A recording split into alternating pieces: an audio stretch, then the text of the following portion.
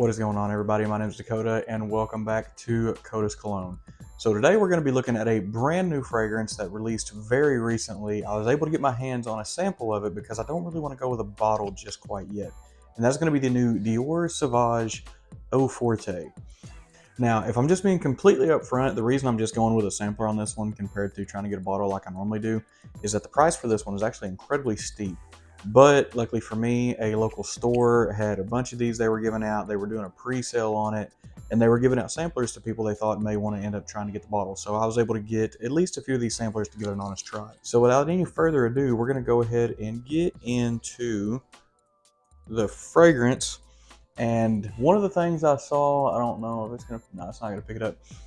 One of the things I saw mentioned that because this is alcohol free, and this is supposed to be a more natural style fragrance, it's very milky out of the bottle, and the camera wasn't able to pick it up, but it looks like I spilled like almost like fat-free milk a little bit on my hand.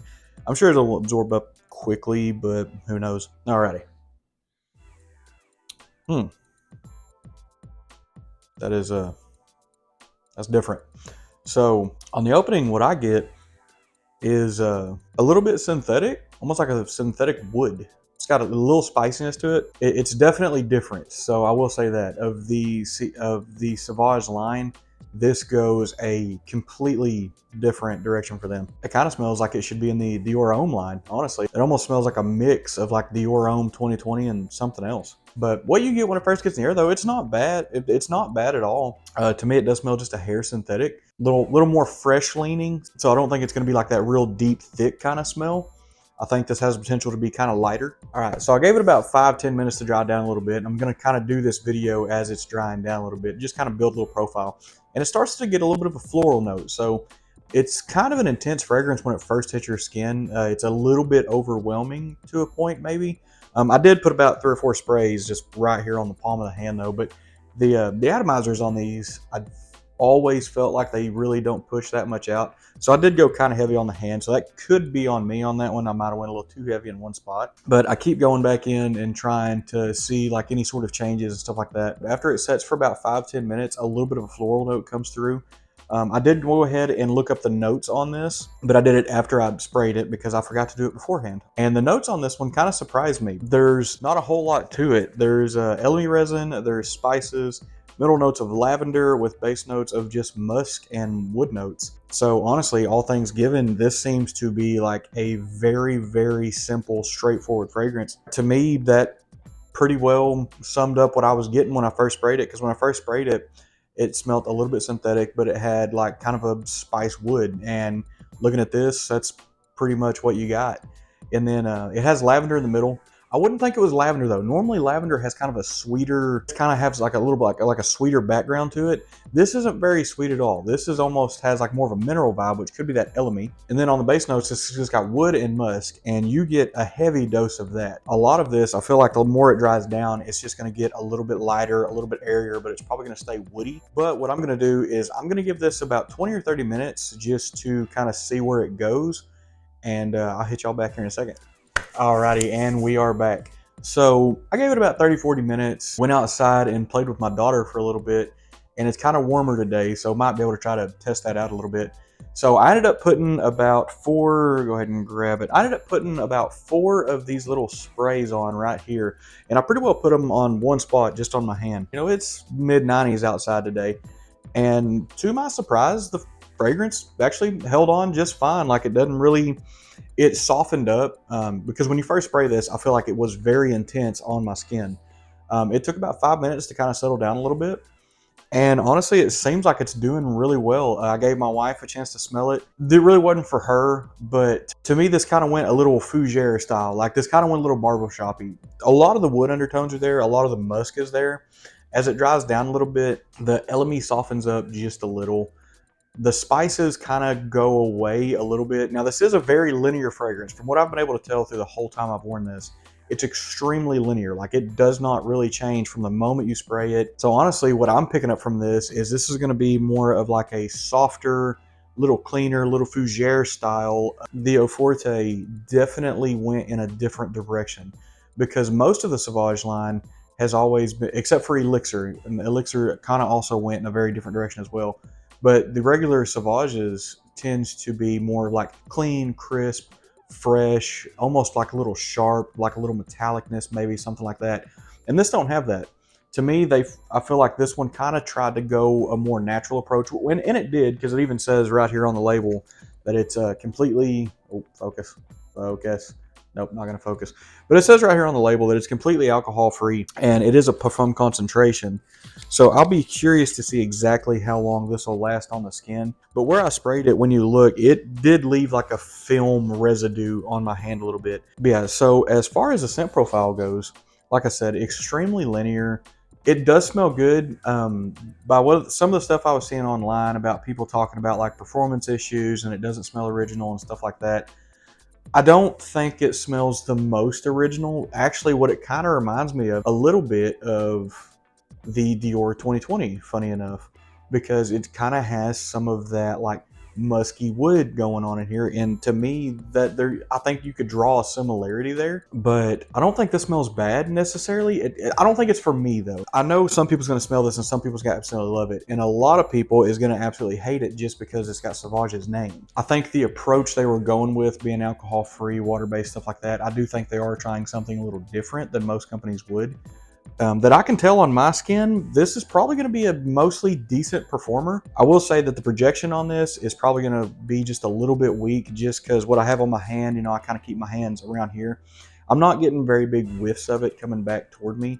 So that probably means that this is going to be a close to skin style of fragrance. But that's kind of the parfum concentration's nature. Usually a lot of parfums do tend to set very close to the skin. So that kind of goes on par with what you get from, we'll say, a normal fragrance. But I think what I'm going to do now, I think I'm going to take a little bit more of a break. I'm going to let this try to dry down as far as I can. I kind of want to do like first impressions and actual wear in one video, and then we'll see what goes from there. Alrighty, and we are back again. So I gave it about another 30 minutes or so. The performance wise, it really hasn't slacked off a little bit. So I do think this is going to be at least an okay performer. So when this dries down, like all the way down, because we're about an hour after I originally sprayed this on my hand, it's very much a woody, musky style of fragrance. So it is going to be in that wheelhouse. It still has a cleanness to it. It doesn't really have like a green clean vibe to it. It's more a barbershop kind of clean to it. So it's going to be clean. It's going to have a little bit soapy, almost maybe like a foamy type of smell. Like I don't think it's going to be one that I would love necessarily. Like I don't think it's a fragrance I'm going to fall in love with the more I wear it. But I do think it's going to be a solid enough fragrance. I think that when they released this, they had a real specific plan in mind, and I'm pretty sure they just hit it straight on. So yeah, all in all, I don't think this is a bad release. Now, to get into the pricing and availability of it, because I can't really speak to the performance very much. Availability-wise, every store under the sun should have this. If they don't have it now, they should get it very soon. Sauvage is arguably one of the biggest, or the biggest name in the game right now.